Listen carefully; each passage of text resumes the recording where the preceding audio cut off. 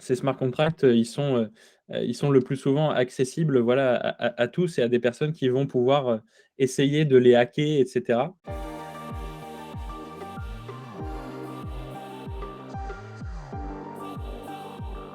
Bonjour Guillaume, merci d'intervenir lors de ces interviews d'experts sur le Web3. Est-ce que tu peux... je suis très content de t'interviewer très clairement parce que dans ce monde du Web3, il faut s'informer. Et un des sources d'information, c'est Cointribune. Et j'ai trouvé sur LinkedIn ton profil. Et donc, je suis ravi de pouvoir discuter avec toi. Est-ce que tu peux, s'il te plaît, Guillaume, te présenter? Ouais, avec plaisir. Merci, merci Franck de m'avoir contacté. C'est vrai que pour me présenter, très rapidement, moi j'ai découvert du coup, la blockchain et les cryptos en 2017. J'avais eu l'occasion de rédiger, plusieurs livres blancs à l'époque sur, des sujets, divers et variés sur blockchain et assurance, blockchain et banque, blockchain et énergie. À la suite de ça, donc j'ai été, consultant dans des grands cabinets, IBM, Weston sur du conseil en accompagnement. J'ai aussi aidé, du coup à la création du média Contribune en 2019. Hem À la suite de mes expériences dans le conseil, je suis venu, aider de manière plus importante les équipes de Contribune dans leur développement, sur les 6 derniers mois. Aux côtés de Frédéric Bonelli après que, Jérémy Bendéan ait lancé le média en 2019. Maintenant avec, ma compagne aussi Karen Jouve, on monte une société qui va s'appeler, Doors et qui va accompagner les entreprises, dans leur, transition vers le Web3 et actuellement on accompagne notamment des acteurs, du monde du sport qui peuvent s'intéresser aux NFT, au métaverse et à toutes les possibilités qu'il va y avoir autour du Web3 en général. Justement, j'avais noté 4 questions à te poser. Et la première des questions, c'est justement, tu parles de conseils que tu as pu donner avant dans des entreprises donc de conseils. Tu parles de DORS que tu as fondé avec ta chérie. Est-ce que tu as des conseils justement pour les personnes qui veulent se lancer? Quels sont les conseils que tu donnes pour mettre en place une approche Web3? Ouais, totalement. Alors déjà, c'est vrai qu'une approche Web3 pour moi, je pense qu'il y a, une première étape vraiment clé, qui est vraiment le fait de plonger un peu dans le sujet, de comprendre au final, cette nouvelle culture qui est celle du Web3. La culture au final au final ce nouveau monde décentralisé basé sur de nouveaux modèles en fait, hein, vraiment passer, et c'est pour ça aussi qu'on parle de Web3, c'est passer au final du Web2, ce qu'on a connu avec, les réseaux sociaux, les GAFA et passer à un modèle plus décentralisé, où en fait on va devenir, propriétaire, où on a la chance, grâce aux technologies blockchain, de pouvoir devenir propriétaire d'actifs dans le monde digital. C'est vrai que cette compréhension de la bascule, elle nécessite vraiment de repenser un petit peu la manière dont on va réfléchir, que ce soit pour un individu, ou une entreprise, ça nécessite de vraiment se plonger un peu dans le sujet pour comprendre exactement de quoi on parle, la décentralisation, la blockchain, les cryptomonnaies, les NFT, comprendre un peu les concepts et comprendre tout le potentiel qu'il y a derrière. Donc pour moi, il y a vraiment une première étape d'acculturation, de formation et un 1er pas, ça peut être d'aller sur des médias spécialisés, Contribune en fait partie et il y en a d'autres aussi, pas mal de sources, notamment américaines qui peuvent être utilisées. Je pense à Cointelegraph aussi qui fait ce travail d'acculturation depuis 2013. Donc voilà, déjà se plonger pour les individus et puis pour les entreprises après, voilà, passer par des sociétés qui ont de l'expertise et qui ont déjà, appréhendé le marché. C'est, je pense, important. Et ça tombe bien, c'est ma deuxième question. Comme tu dis, quels sont comment faire pour bien s'informer? Donc, tu parles de Cointelegraph, de Contribune. Il y a aussi d'autres médias en France qui continuent à publier un maximum d'informations. Qu'est-ce que tu conseilles? Parce qu'il y a une énorme veille à faire. Souvent, on a envie de faire appel, on va dire, peut-être à des solutions, enfin, à des partenaires comme toi qui vont peut-être apporter une sorte de conseil, d'approche sur toi, parce que tu as fait déjà beaucoup d'évangélisation, tu es dans ce sujet. S'il y a des personnes qui veulent aussi s'informer, qu'est-ce que tu conseilles pour bien s'informer? Et la deuxième question qui va suivre après, c'est on veut aussi s'informer sur les launchpads. Qu'est-ce que tu conseilles? Je sais que tu n'es pas forcément un expert sur les launchpads, mais beaucoup plus sur l'information, on va dire, technique. Voilà. Comment faire pour s'informer sur de manière générale et sur le Launchpad.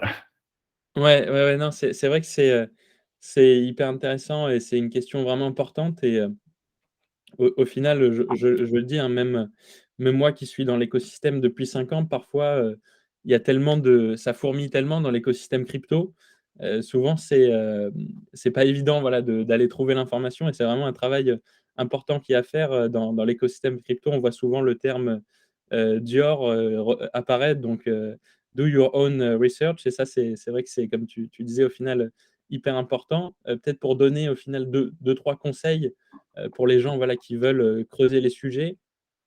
En termes d'information, je peux donner, hein, tout simplement, quelques sites, moi, de référence, que je peux utiliser. Ouais, je pense que je vais le noter, on le Notamment mettra en bas dans les commentaires. ouais, Donc, tu m'as parlé de ouais, Cointelegraph. ouais, donc il y a Cointelegraph qui est qui est le leader depuis 2013, le média vraiment leader sur les cryptos, qui a une approche assez poussée au niveau de la technique, mais qui vulgarise aussi. Donc je trouve que pour quelqu'un qui s'est déjà lancé, dans ce monde-là, ça peut être une bonne approche. Mais même pour des débutants, il y a du contenu. Contribune aussi pour, des débutants et les plus expérimentés, il va trouver plusieurs types de contenus. Après sur les sources en français, bien sûr, aux côtés de Contribune, on peut aussi citer, Journal du Coin, Cryptos qui a une approche aussi, très pédagogique. Donc voilà pour les sources françaises et après sur les sources, multilingue, ou plutôt en anglais. Il y a des outils comme, CryptoPanic. Ça, c'est un outil intéressant. CryptoPanic, c'est un agrégateur en fait de sources, d'informations crypto et qui D'accord, relaye en fait, toutes les publications des médias spécialisés crypto. Donc ça, c'est vraiment d'accord. intéressant pour avoir une seule porte d'entrée en fait, cet agrégateur-là. Il y a un autre agrégateur qui s'appelle, Lunar Crush. Donc, Ça, tu appelles Lunar c'est Crush? Lunar Crush, ouais, Ah, Lunar, pardon. Lunar Crush. Ouais, Et ça, c'est intéressant. Ils ont une plateforme que je trouve très design, très moderne et assez facile à prendre en main. Pareil, pour accéder à un maximum d'informations, très rapidement, puisqu'on retrouve à peu près tous les médias, dessus. Et enfin, il y a aussi une autre source que j'utilisais pas mal, qui là, va plus dans la technique et qui est plus aussi pour avoir un peu des insights du marché, des éléments plus importants pour ceux qui veulent, peut-être avoir des infos, en termes d'investissement crypto et cetera. C'est la plateforme Messari, qui est ouais, accessible avec beaucoup d'informations, dedans également. Donc je d'accord. recommande voilà d'aller faire un tour sur ces sites pour avoir une info en fait, la plus large possible parce qu'après c'est vrai que tout le travail est de faire un tri et tu me parlais dans la deuxième partie de ta question sur les launchpads. Donc en fait, c'est vrai, c'est ces nouveaux projets en fait qui se lancent, souvent au travers de plateformes type Launchpad qui sont, justement backées par, des gros acteurs. Moi, j'avais notamment entendu parler du Launchpad, Bybit qui est un gros exchange crypto, mais je crois qu'à peu près, tous les gros exchanges ont leur launchpad pour en fait, lancer des nouveaux projets et le fait que ce soit sur une plateforme qui est assez reconnue dans l'écosystème, ça apporte une certaine légitimité. Donc sur les launchpads, en fait, moi je pense qu'il faut regarder, alors certes, la plateforme va apporter de la légitimité, mais je pense qu'il faut quand même, aller chercher et faire des recherches sur le projet en lui-même, dans tous les cas et ça, c'est vrai que dans l'écosystème crypto, bah, les petits éléments clés qu'il faut aller regarder, c'est notamment, s'il y a un livre blanc qui explique, le projet. Le plus souvent, bah, au final, on reprend souvent l'exemple de Bitcoin. C'est un peu Bitcoin, c'est, la première crypto-monnaie, le premier projet en 2008, qui pourrait, être la naissance du web 3 en définitive et cette naissance, elle a été faite par un livre blanc qui explique en 12 pages, de manière très détaillée, le projet et de manière très concrète. Donc il faut voir si les projets qui se lancent sur des launchpads ou autres, ben, ont fait ce travail-là, présentent la manière dont ils travaillent. Est-ce qu'en le lisant, on se dit: «Ça fait sens et ça va apporter de la valeur ou pas?» Et ensuite, bah, regarder aussi, alors c'est vrai qu'il y a une culture des équipes anonymes. Ça aussi, depuis le bitcoin et le fondateur ou les fondateurs anonymes autour de Satoshi. Mais, c'est vrai qu'aujourd'hui, c'est sûr que ça va plus rassurer si on connaît, l'équipe qui est derrière le projet, bon qu'elle soit anonyme ou pas. Voilà, est-ce qu'elle a déjà fait des projets? Est-ce qu'elle a déjà réussi ou est-ce qu'elle sort de nulle part? Ça permet aussi de s'informer et d'éviter, parce que malheureusement, il y a encore beaucoup d'arnaques dans le secteur sur certains projets. Donc, il faut vraiment se renseigner et faire ce travail-là. Aussi, un point clé, c'est d'aller voir aussi l'activité de ces projets sur les réseaux sociaux, voir s'il y a une communauté qui s'est engagée. Est-ce qu'il n'y a pas j'en sais rien moi, des bots sur Telegram qui font tourner les réseaux sociaux et en fait, ça crée du trafic, du faux trafic entre guillemets, ou est-ce qu'il y a une véritable communauté qui croit au projet derrière? Ça, voilà, c'est quelques pistes pour se faire une véritable idée sur un projet et après se dire: «Est-ce que ça vaut le coup de s'investir dedans ou pas?» Bah, ça tombe bien quand tu parles de bots, de scam. Ça en revient à ma troisième question. Je sais que tu es expert dans tout ce qui est blockchain et sécurité. Quels sont les conseils? Donc, est-ce que tu as d'autres conseils à donner en tant qu'on va dire, qu'investisseur ou d'autres conseils par rapport à ton expérience sur la blockchain et sécurité pour ceux qui veulent mettre en place ce type de projet?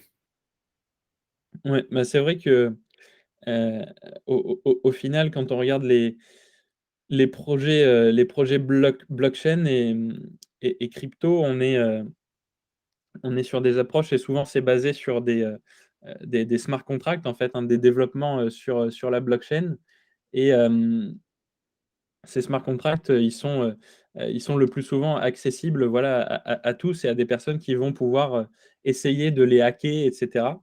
Et donc c'est là qu'il peut y avoir des failles, hein. La 1re faille qui avait fait le plus grand bruit, c'était en 2016 sur Ethereum avec, l'histoire, du hack, DAO. Donc ça montre qu'au final, même si, on voit que les blockchains sont des éléments, très sécurisés, par exemple, Bitcoin n'a jamais été hacké. On voit que, voilà, quand on va apporter du développement autour des blockchains, que ce soit sur Ethereum ou autre, il peut y avoir des risques que dans ces développements-là, autour des smart contracts, il y ait des failles de sécurité. Et donc un premier moyen de voir si un projet a fait le «travail» entre guillemets autour de la sécurité, c'est de voir si, le projet a fait auditer en fait, ses smart contracts par une société, spécialisée. Donc souvent c'est mis en avant par les projets. Après il ne faut pas non plus, se dire que s'il y a un tampon, c'est audité, on peut y aller les yeux fermés, hein, bien sûr que non, mais je pense qu'il faut voir, si un projet fait cette démarche d'auditer et que ce soit par des entreprises spécialisées ou même j'avais vu aujourd'hui, il y a je crois que j'ai plus les noms en tête, mais il y a des communautés en fait je crois qu'on appelle ça les white hats, du coup les Oui, hackers, blancs, qui vont se proposer justement d'aller tester la viabilité des smart contracts et leur sécurité, en échange de rémunération s'ils arrivent justement à percer, des failles, à trouver des failles.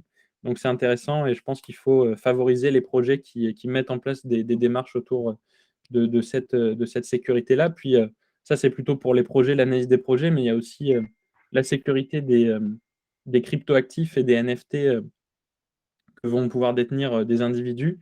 Et ça, c'est vrai qu'il y a des bonnes pratiques sur le marché qui se développent. Notamment, on a entendu beaucoup parler de hacks autour des plateformes d'échange. C'est oui. vrai que ces hacks sont de moins en moins nombreux, mais ils ont quand même existé, ils continuent d'exister. Donc savoir pour un individu, quand on achète des cryptos sur un gros exchange, bah, le plus sécurisé, c'est, quand même d'avoir acheté un Ledger ou un SafePal ou une autre marque, je crois il y a d'autres entreprises qui proposent maintenant des portefeuilles et c'est quand même Exactement. la manière la plus Un ledger, c'est une clé USB physique, on va dire, où tu vas pouvoir stocker tes cryptos, décorrélés, on va dire, d'un wallet type MetaMask, pour être sûr que en fait, tu vas garder une sorte euh, de phrase code, de code phrase, enfin, phrase secrète qui va te permettre ouais, de bien t'identifier et que tu ne sois pas, même si on va hacker ton ordinateur, c'est toujours décorrélé, tu vas sur un support physique. Ouais, tu as fait ce que je t'ai coupé, mais je ouais, voulais être sûr c'est qu'on précise bien pour certaines personnes qui ne savent pas exactement ce que c'est un ledger. ouais, ouais, non, mais tu as raison, c'est vrai il faut remettre le truc en contexte, mais globalement, en fait, que ce soit blockchain, crypto, alors, en plus, il y a vraiment un point où je trouve qui est assez central autour de la sécurité, c'est que, dans le web 2, en fait, on avait recours à des tiers de confiance Ouais. pour, stocker nos données et cetera. Bon, ben, au final, plutôt à notre désavantage, vu que ces données-là, que ce soit les GAFA, en fait, ils les revendaient et cetera. Là, dans le web 3, il y a, en fait, dans le Web3, on est propriétaire de nos actifs, que ce soit les crypto-monnaies ou les NFT. Et donc, en étant propriétaire, ben, on a forcément des responsabilités. C'est-à-dire que si on met ses cryptos sur son wallet, sur son ledger, et également ses NFT, ben, si on fait une mauvaise manipulation ou qu'on publie, et ce qu'il faut absolument ne jamais faire, publier sa clé privée qui correspond véritablement à la porte d'entrée unique vers votre wallet, bah, ça, c'est des erreurs qui peuvent vraiment coûter cher et qui ont déjà coûté cher dans le passé à de nombreuses personnes. Donc il faut comprendre que le Web3, c'est des opportunités énormes de renverser la manière dont on vit internet, en fait. Mais c'est aussi de grandes responsabilités parce que le fait d'être propriétaire de ses actifs, ben, on doit être en capacité, soit pour un individu de comprendre les enjeux et de se sécuriser soi-même, soit pour une entreprise de faire appel à des entreprises spécialisées dans ce qu'on appelle la custodie de cryptoactifs. Donc, c'est-à-dire que, par exemple, si une banque demain veut se lancer dans des services d'actifs numériques, bah, elle va sûrement faire appel à des sociétés. J'ai en tête notamment, il y a une société qui s'appelle Fireblocks et qui, elle, se charge de sécuriser en fait la détention des cryptoactifs pour un tiers. D'accord. Euh, Alors, justement, on parle de détention de cryptoactifs. Ça me fait penser à un sujet. Aujourd'hui, il y a des entrepreneurs, enfin, il y a plutôt des particuliers comme moi qui veulent investir. Et souvent, tu vas investir soit dans des projets. Aujourd'hui, on a deux types, on va dire, enfin, ce que je vois, hein, deux types d'investissements. C'est-à-dire que soit les projets veulent nous vendre, on va dire, des cryptos, mettre en place éventuellement des ICO pour, on va dire, obtenir un financement, lever des fonds où elles vendent des NFT avec ce système de royalty quand, par exemple, on pense à une communauté NFT qu'on pourrait appeler, on va dire, des NFT utilities comme VFriends, qui a été confondé par Gary Vee, qui propose en fait d'acheter ces NFT pour avoir accès à quelque chose et en plus, il touche des royalties. Toi, et donc aujourd'hui, on voit il y a de plus en plus d'ICO qui sont revenus. Il y a 2-3 ans, ça s'est arrêté parce qu'il y a eu beaucoup trop de scams. Là, on voit de nombreux ICO qui ont d'ailleurs très bien fonctionné. Et on voit aussi de nombreux projets de NFT qui intéressent. Si une personne veut, si un entrepreneur veut lancer un projet et obtenir un financement de la communauté, tu conseilles plus, on va dire, de créer sa propre ICO ou de créer ses propres NFT. ouais, c'est vrai que c'est une question intéressante. Je pense que je pense que vraiment, bon, ça dépend du projet, mais en gros, comme tu l'as dit, heu, les ICO, c'était la grande mode en 2017, et c'est là qu'on a vu toutes les ICO vraiment émerger et où il y a eu énormément de dérives aussi avec des arnaques. Et c'est pour ça notamment qu'en France, après, l'AMF a mis ce fameux tampon pour valider un petit peu les ICO. Mais bon, comme c'est un tampon qui est optionnel, en fait, on se rend compte que c'est pas très utilisé aujourd'hui, cette approche de l'AMF en France. Hem Et de l'autre côté, maintenant, c'est vrai, comme tu le dis, un autre moyen de lever des fonds, c'est de faire une série NFT, de faire 10 000 NFT, de les vendre souvent assez cher.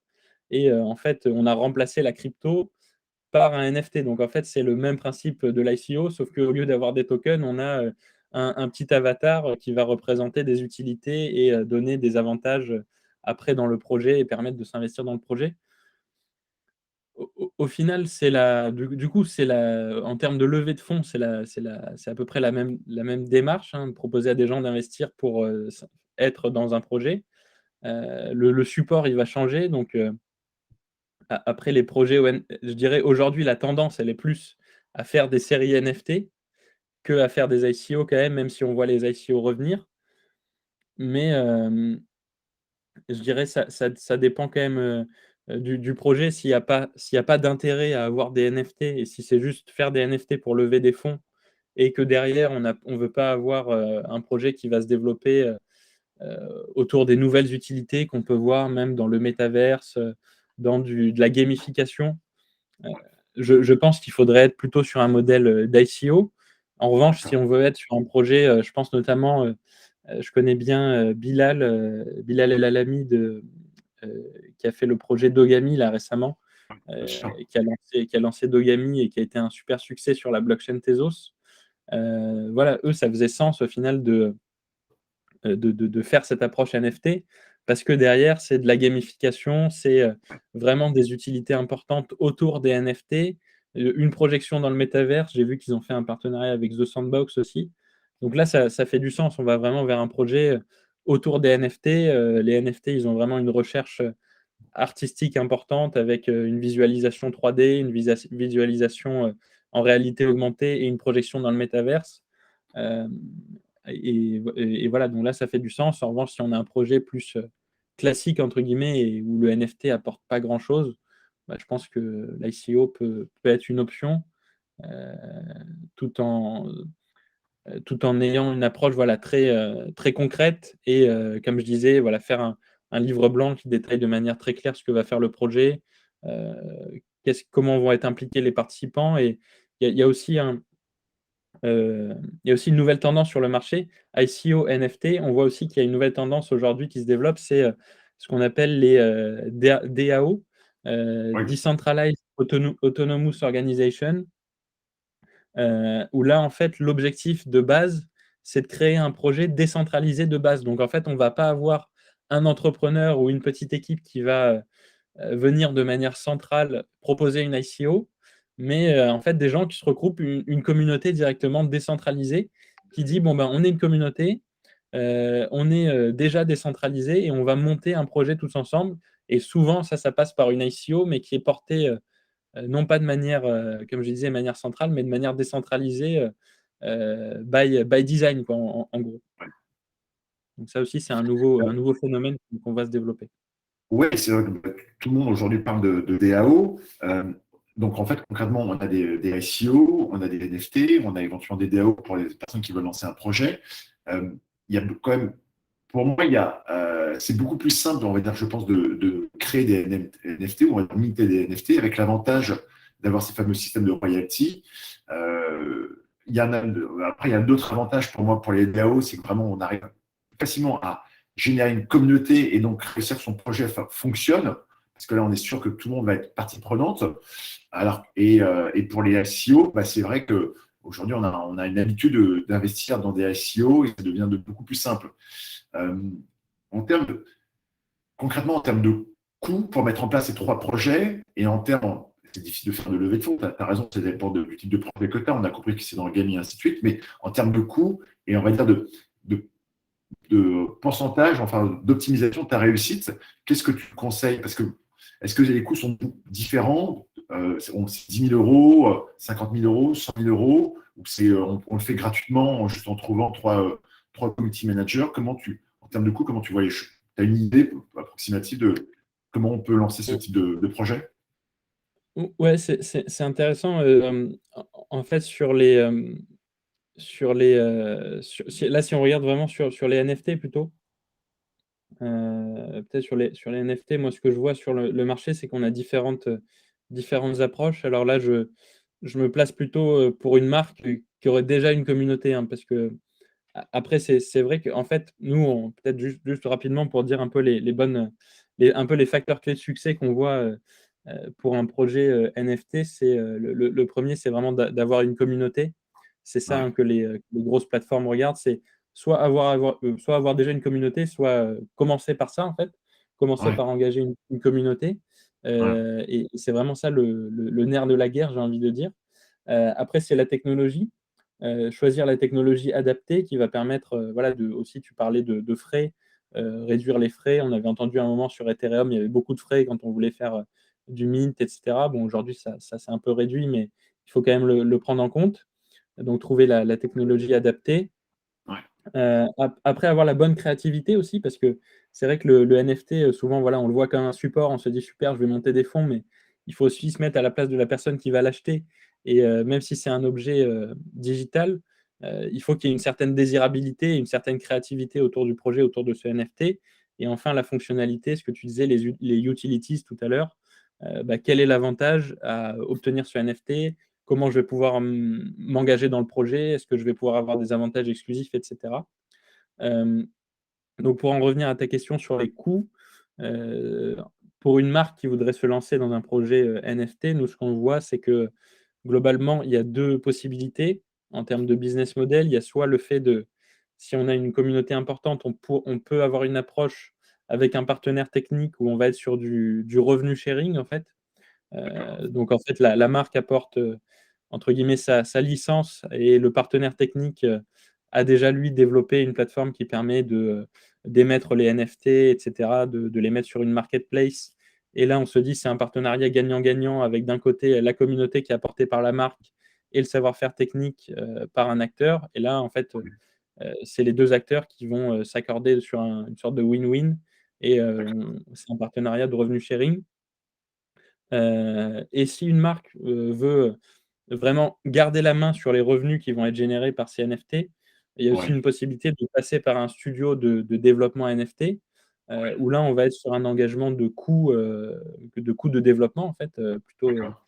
plutôt simple, et ce que j'ai vu en termes de budget, alors après ça varie fortement, mais D'accord. là, on parle entre, je pense, pour un projet, de base, ça peut être, un investissement de 50 K et ça peut monter, bien enfin, ça peut doubler, tripler, quadrupler, en fonction de la complexité, du projet et aussi du studio qui va accompagner donc je vois un peu ces 2 approches-là, soit, revenu sharing avec, un Ouais. peu un partenariat win-win ou, une approche plus classique avec, un investissement avec un studio et après, les revenus vont être plutôt à la main de la marque.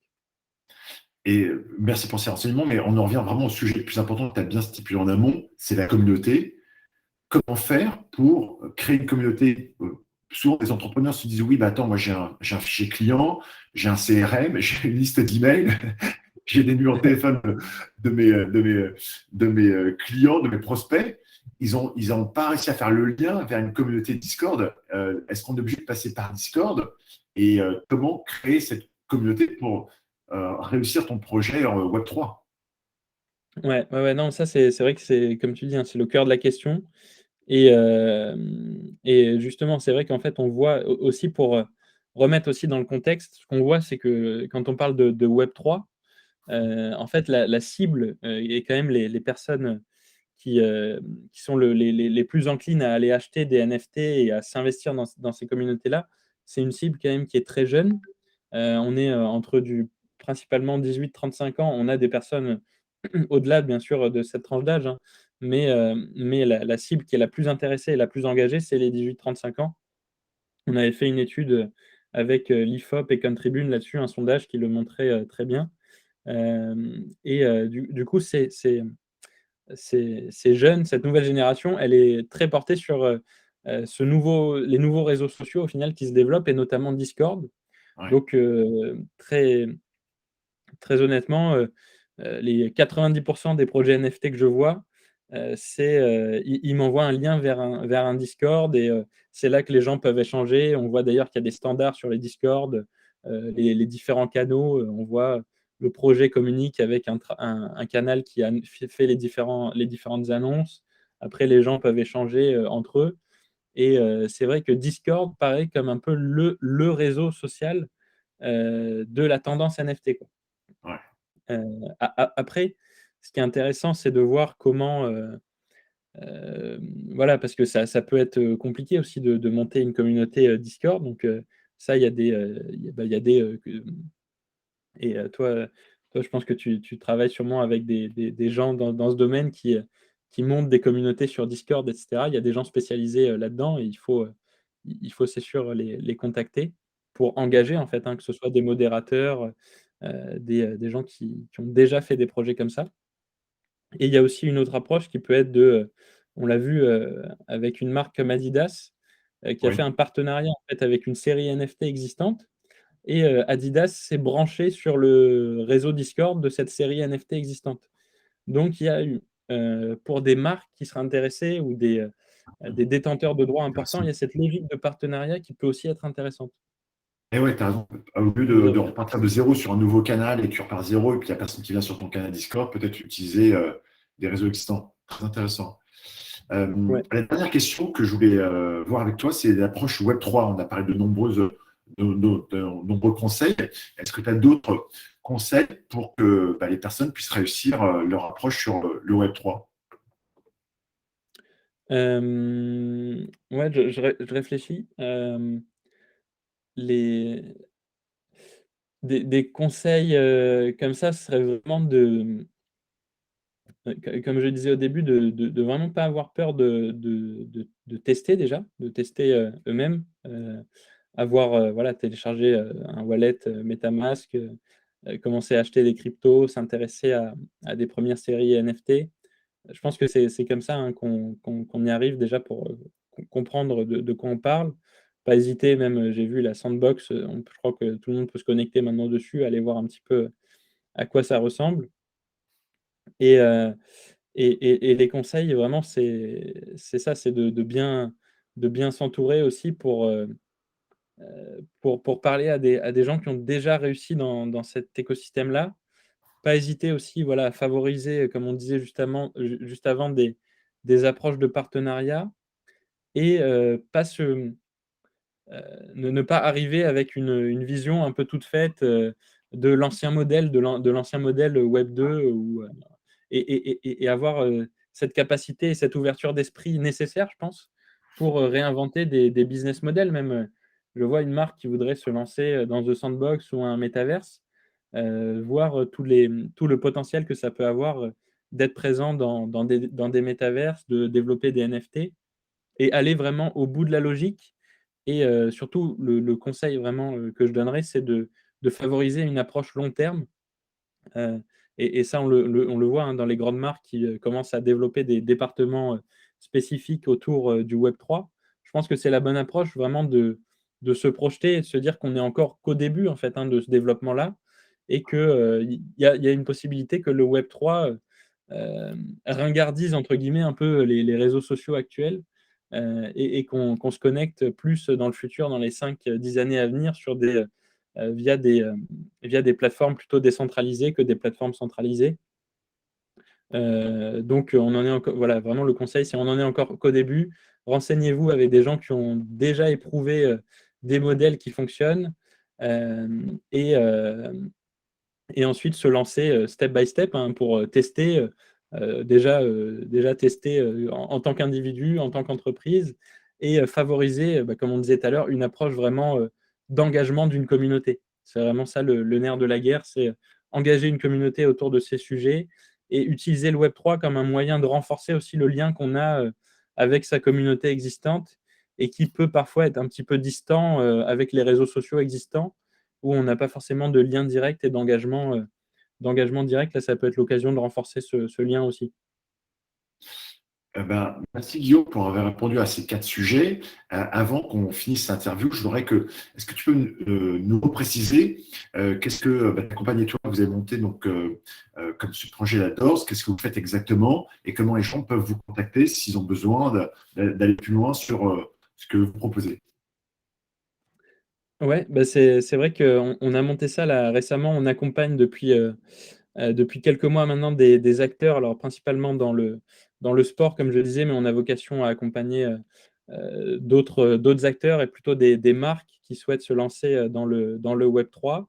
Nous, on les accompagne, on est d'anciens consultants, donc on les accompagne vraiment sur une démarche, d'acculturation et de cadrage stratégique de leur roadmap en fait, hein, pour, aller dans le web 3, step by step et en allant contacter aussi les bons acteurs, parce que c'est vrai, on se rend compte que les marques, elles se font, démarcher un petit peu de toutes parts aujourd'hui, par des acteurs, du web 3 qui sont, plus ou moins installés.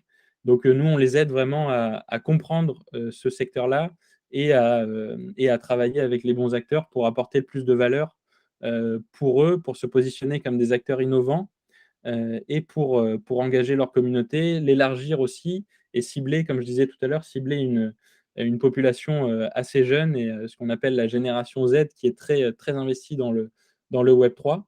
Donc nous, on les accompagne là-dessus. Pour nous contacter, ben, en fait, on est en train de créer là les réseaux sociaux de Doors, Doors 3. On va monter notre site web aussi. Pour l'instant, on peut nous contacter directement par LinkedIn. Moi, c'est Guillaume Moret-Bailly sur LinkedIn ou Karen Jouve directement. Et on te transférera dès qu'on a notre site web qui est prêt, toutes les infos pour nous contacter. Oui, bien sûr. De toute façon, je mettrai le lien de ton profil LinkedIn qui m'a permis de te contacter. Et ben, je te remercie vraiment pour tous ces renseignements, Guillaume. Ouais, super, ben merci, merci beaucoup Franck, et puis hâte de lire le livre du coup. Ouais, bah ouais, on va sortir le livre et puis en avant, on va teaser justement tes réponses sur les réseaux sociaux pour inciter les gens déjà à avoir un maximum d'informations. Et puis ensuite, il y aura ce livre qui va sortir pour vraiment aider, en plus de ces vidéos, des formations que nous on fait, pour démocratiser le Web3, parce que comme tu l'as très bien dit, on est au tout début, donc c'est bien. Je trouve que c'est vachement intéressant ce que tu fais, parce que comme tu dis, moi aussi, je suis contacté tous les jours par des prestataires, des studios NFT, des influenceurs. C'est vrai que si on peut avoir avec ton approche, ton expertise, parce que ça, en fait, tu as une très forte connaissance des réseaux sociaux, parce que tu as été intervenant dans Contribune, qui est vraiment un des sites leaders en France, que tu as cette vision, on va dire, stratégique, où tu vas pouvoir trouver les bonnes personnes, parce que tu arrives déjà à savoir quels sont les bons interlocuteurs pour réussir de manière générale un projet Web3. Donc, je trouve que c'est vraiment très intéressant ce que tu fais. Ouais, c'est ça. Puis juste, je rajoute un truc aussi sur l'importance aussi d'inclure la stratégie Web3 dans une stratégie globale, en fait, hein. C'est super important, parce qu'au final, ce sont des nouveaux, en quelque sorte, c'est aussi de nouveaux outils marketing, hein, pour une société, une marque. Et c'est important de créer de la cohérence, en fait. Faut jamais oublier de se mettre, que ce soit pour une marque de sport ou une marque de luxe ou autre, se mettre à la place du client ou du fan, en fait, et que ce soit pas juste un truc pour gagner de l'argent facilement, parce qu'on a vu qu'on pouvait vendre des cartes à 600 000 euros, quoi. Bien sûr. C'est ça qui est Merci beaucoup, important aussi. Guillaume. Merci à toi, Franck. À bientôt. Salut.